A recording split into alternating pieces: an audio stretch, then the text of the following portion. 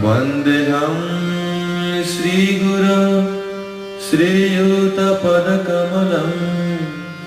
श्रीगुरून् वैष्णवांश्च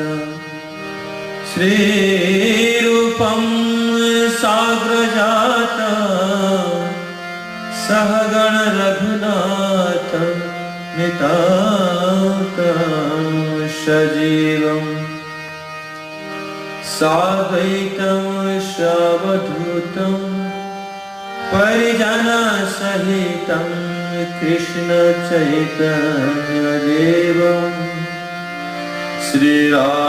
श्रीराधाकृष्णपदा सहगण ललिता श्रीविशाखान्वितांश्च गुरवे गौरचन्द्राय